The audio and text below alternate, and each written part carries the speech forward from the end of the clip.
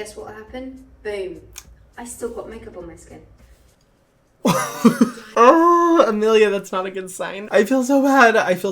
Hello, everyone. Welcome to Skincare with Hiram. If you don't know who I am, my name's Hiram, and I'm passionate about teaching you how to perfect your skincare routine. So make sure you subscribe to my channel and hit the notification bell so that you can see my videos every single week. Ladies and gentlemen, this may be the most excited I have ever been for a reaction video. I am going to be reacting to Emilia Clarke's skincare routine. Oh, the excitement is coursing through my veins. I truly cannot even describe how much I love Emilia Clarke, because let me just paint a picture. My favorite TV show of all time is Game of Thrones. I know, I probably look like a basic white gay who only watches Gossip Girl, which is true. However, Game of Thrones will always be the best TV show of all time. You cannot change my mind, and no, I'm not including the last season, particularly the last episode. And one of my top 2 favorite characters in the show is Daenerys Targaryen, and I think a lot of it has to do with Emilia Clarke. I remember the first scene I saw her in, and her entire presence is just ethereal. She literally took my breath away. Just gorgeous, beautiful, and it wasn't until I watched Me Before You that I was like, I'm officially obsessed with this person. And after watching approximately 100 of her interview videos, I can fully say that I am a huge Emilia Clarke fan. She is just amazing, so humble, down to earth. She just has a presence that I just want to emulate. She radiates joy. She really does, and I look up to her so much, which is why I'm so excited to be reacting to her skincare routine. She recently did a video with, I always forget if it's Vogue or Harper's Bazaar. I think it's Vogue. Harper's Bazaar. She did a video with Harper's Bazaar talking about her nighttime skincare routine. So it's not even just a makeup video, it's a whole skincare routine video. So I am so stoked to watch this. If you are a fellow Emilia Clarke fan, please comment down below. Let's create a little, fan club. Control the gay, Hiram. And yeah, let's just get into it. If you don't know me, I've worked as a specialist, but I am not a licensed esthetician or a dermatologist. If you are having any concerns with your skin, please go see your esthetician or dermatologist to treat that shit. I make these videos for fun, share some of my skincare opinions and perspectives, and just because I'm flat out curious as to what celebrities are using on their skin. For you guys, I'm going to do this bit early, but normally I would do it a little bit later. I have my Diptyque candle. Oh, fancy. I'm really obsessed with right now, so I'm just going to light that. Very exciting. Ooh, just to make my brain and body know that it is time to go to bed. I've never had a Diptyque candle. I know that they're really popular, and if I'm not mistaken, pretty expensive. I love the concept of candles. I love the idea of them, but honestly, I always have this fear that I'm gonna accidentally burn down my house because I'll forget to blow it out before I leave. Newsflash, I have the worst fucking memory in the world. That is why I have claimed the title of the worst texter in the world. I'm not even kidding. Seriously, it usually takes me about 2 weeks to a month to respond to someone because I just forget literally everything, and I know my ass is gonna forget to blow the candle out and come home to a pile of ashes, and that's just something I don't want to have to stress about. So candles are not for moi, but I love the idea of them. I'm going to start with my Take the Day Off cleansing balm. It's this oily kind of texture that is just going to make all of the makeup that I have on my skin come off. Yes. So I'm going to apply that. As you can see, it's really... I love the facial expressions. I look exactly the same when I'm using a cleansing balm. And all of that stuff. Oh yeah, we're looking sexy now. Excuse me for a moment while I just go and wipe this off. So I just now remembered that Emilia Clarke, I believe, is an ambassador for Clinique. I remember she did this big campaign with them. I don't think she's done any product collaborations. Yeah, I think she's just an ambassador. So this whole routine very well may be all Clinique. I really don't know. But as far as the Take the Day Off cleansing balm, I've actually talked about it in my Truth About Clinique video. If you want to watch that, I will have it linked down below. It's a really popular cleansing balm, and I, for one, am a huge fan of cleansing balms. I think they're super luxurious. They're really nice to use. They aren't as messy as cleansing oils, but they do a much better job than makeup wipes to remove everything from the skin while simultaneously moisturizing the skin. That one in particular does work well, and there is a reason why it's really popular. I believe I wasn't comfortable with the level of polyethylene that it does include. Polyethylene is an ingredient that's essentially a form of plastic that creates a nice slip on the skin that is typically used in cleansing balms or moisturizers. There's a little bit of iffy data out there as to whether or not that plastic, when going down the drain, can negatively affect marine, wildlife, or ecosystems. I've heard both sides, and usually when it comes to ingredients where there's iffy, data out there about how damaging they are, I just tend to kind of try to avoid them where possible. Also, being that I'm in Hawaii, a lot of the water drainage system leads directly to the ocean, and there's, a ton of really compromised ecosystems directly around me. So maybe it depends on where you're located, but I personally don't like using any products that have a lot of polyethylene, so that's the reason I don't use that one. However, besides that, from an ingredient standpoint, this one does have good ingredients, and it does a great job of removing makeup, and it's really gentle on the skin. So from a skin perspective, I'm not bothered by it. When it comes to polyethylene, feeling. You can make your own decisions, but that's an ingredient that I choose to avoid. Okay, so I'm just wiping it all away. Right, I'm continuing to wipe. My hair's in the way, so I have to do this again. Oh, interesting. I don't think I've ever seen someone remove a cleansing balm with a wipe before. Usually the way I'll do it is that I just remove it with water, say when I'm in the shower, or just over the sink, because good cleansing balms emulsify, which is where it mixes and reacts to water and is able to be easily washed off. But those cleansing cloths, as long as they're not abrasive, which they don't look like they are, I think that's fine. This is it coming off, and I'm feeling very calm because I have my beautiful candle going, which is just delicious.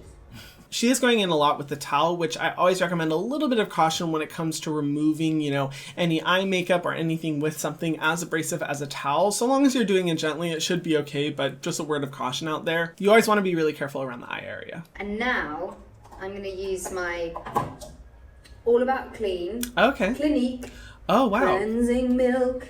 Beautiful, gorgeous. Now this also technically is a makeup remover, and when I've been wearing I was gonna say cleansing milk. That's usually the first step. You just wanna. Oh, that texture looks really nice. That you've got it all off, because it's very important to keep your face really nice and clean. So. Down I go.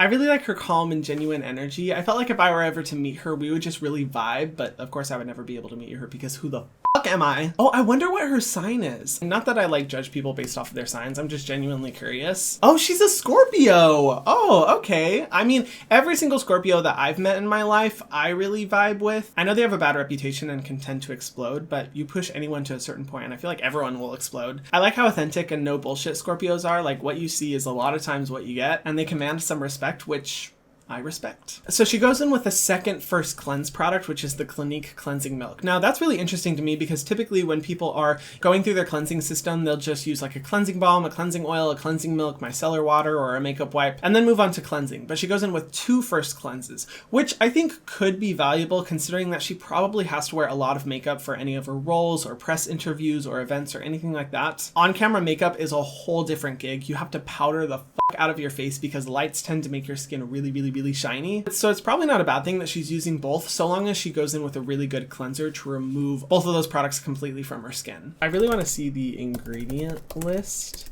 of this product. Okay, so it has some polymers that can remove makeup, it has glycerin, it has algae extract, ooh, love that ingredient, panthenol, sunflower seed cake. I have never heard of that ingredient. Sunflower seed cake? I've really only seen sunflower seed oil before. If you know any information about that ingredient, let me know because that's totally new to me. But it also has cucumber extract, it has barley extract. Really like the ingredient list of this product. It's a really good one. It's pretty simple. It's not super extensive. It's $25, so definitely not really expensive. Wow, I really like this product. I kind of want to try it out now. Cleansing milks haven't ever super been my thing because they can be a little bit messy, but I'm always down to try, and this looks like a really good one to try, so I'm a fan of this ingredient list. I'm probably going to purchase one for myself. Oh, by the way, all the products that Amelia uses and I talk about are linked in the description box below. If you do want to support me or my channel, I would really appreciate it because those are affiliate links that I make a commission off of, but no pressure whatsoever. They're just there as a resource if you want to use it. As always, no pressure, boo. And then what I do, just like to give my skin a pat down.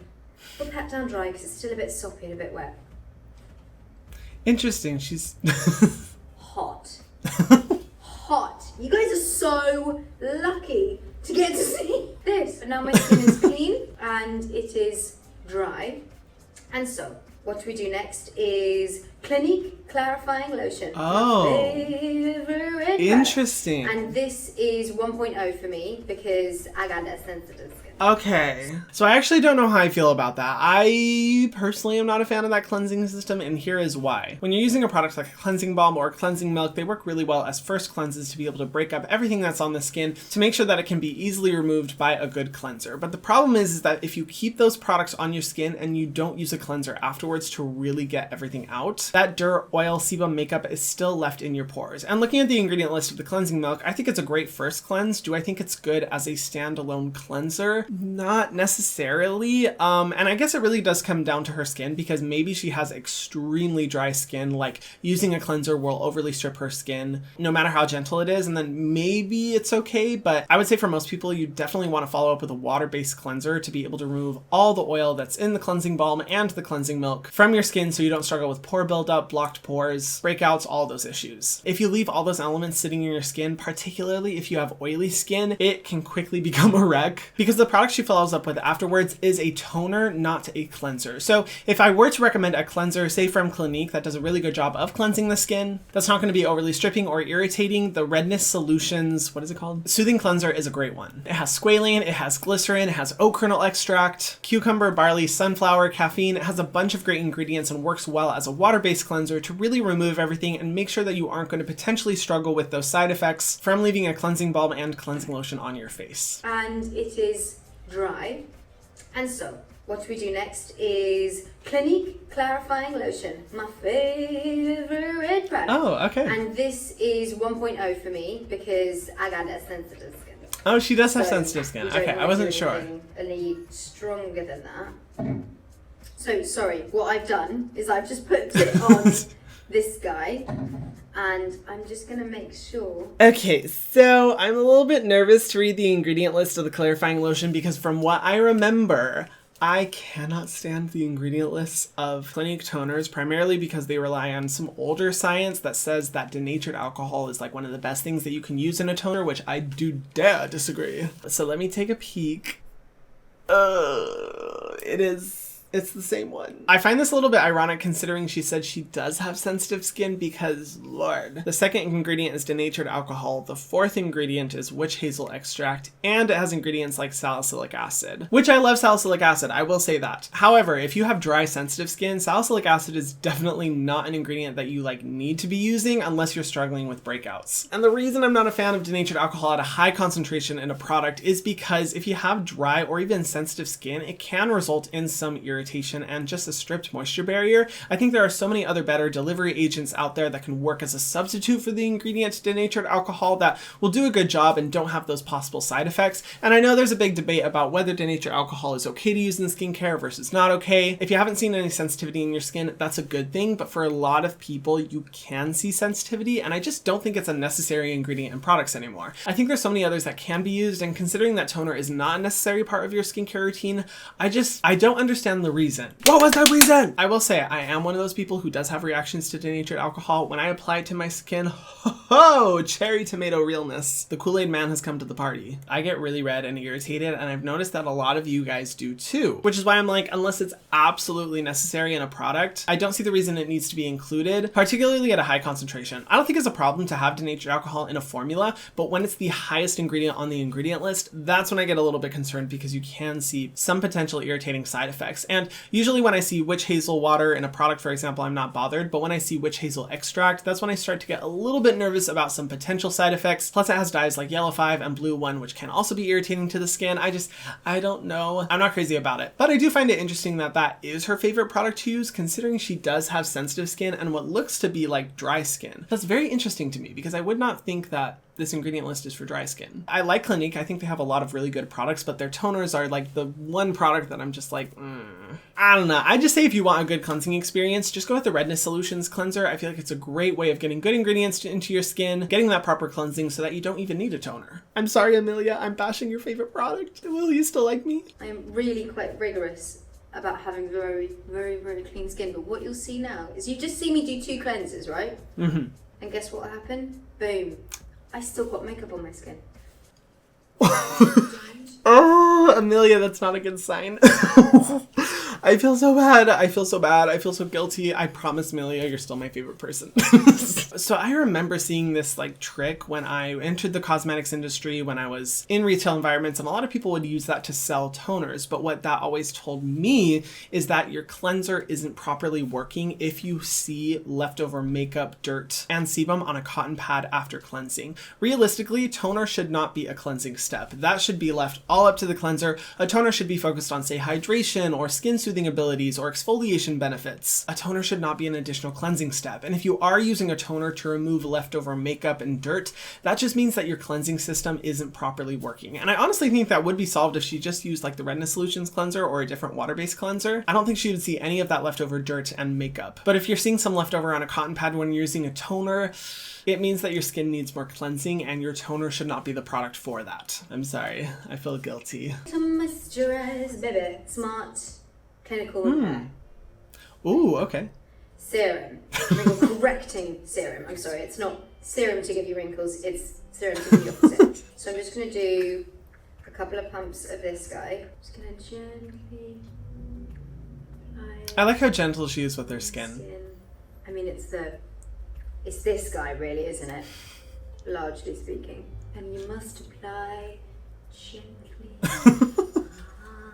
I swear to God, I'm doing this so much nicer than what I would do at home. What I would do at home would be a very different story indeed. Okay, so I'm actually not familiar with that ingredient list. Let me look. Wrinkle correcting serum. Okay, so it's the Smart Clinical Repair Wrinkle Correcting Serum. I do like a lot of their like more clinical skincare that they call it. I think they have a lot of great ingredients. Looking at this ingredient list, it has dimethicone, which can be good for preventing transepidermal water loss and making sure that you're just not losing any hydration. It has glycerin, it has sodium hyaluronate, algae extract, pennywort extract, a great ingredient for reducing redness and its antioxidant abilities. Ooh, it has a whole peptide complex. I love to see that. A lot of really good peptides. Caffeine, ascorbyl glucosides, squalane. Wow, I mean, this has a lot of good ingredients. It doesn't have like kind of the primary ingredient I was expecting to see, which is retinol. Oh my gosh, wait, no, I stand corrected. It does actually have an amazing form of retinol. Wow, I spoke way too soon. Sorry, this ingredient list is a little bit longer, so I didn't see it. It has hydroxypinocolone retinoate, which is one of the newest retinol ingredients approved by the FDA for over-the-counter use. I think it's a great ingredient, and I honestly really like this ingredient list. I'm scared to look at the price. So not the most expensive thing out there, definitely not the most affordable thing out there. However, it is Clinique. They're kind of in that middle tier of like some products are pretty affordable, some products are a little bit more on the luxury side. So do what you will with that information. I really love the ingredient list. I don't see any primary irritants or undisclosed fragrance, which is awesome. I think this is a great serum, and this is the type of innovation that I love to see from Clinique when they are utilizing newer ingredients like hydroxypinocolone retinoate and really good blends with non-sensitizing agents. I am totally here for it. I like this product a lot.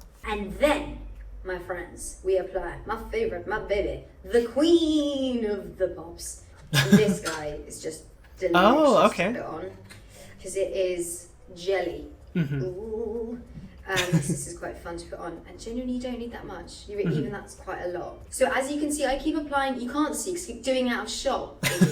I apply creams and serums to my hand first. Oh, interesting. And then we dot it.